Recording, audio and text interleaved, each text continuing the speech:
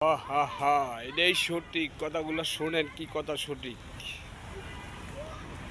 আমরা কেউকে ভুল তথ্য না দিই,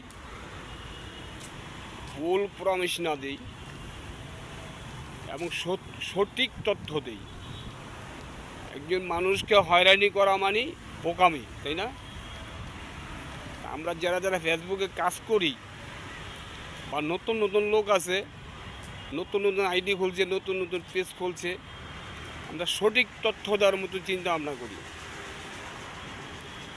কেউকে ভুল প্রমিস না দেওয়া বা ভুল তথ্য দেওয়া হলো সঠিক বোকামি। বোকামি কি করবেন না, কেউকে হয়রানি করবেন না।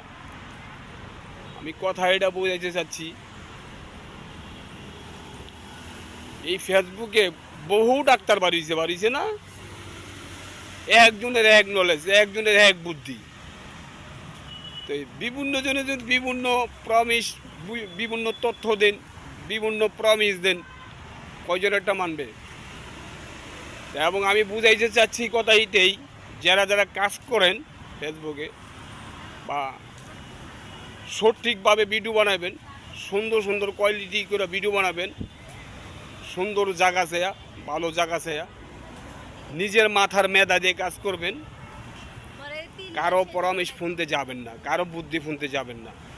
ফেসবুকের ভিতরে আপনার ফাইলে ফাইলে লেখা আছে, পয়েন্টে পয়েন্টে ফেসবুক মামারা বুঝাই দিতেছে, ওগুলি কইরা বুঝা নিবেন এবং ভালো ভালো কন্টেন্ট তৈরি করবেন, ভালো ভালো ভিডিও তৈরি করবেন,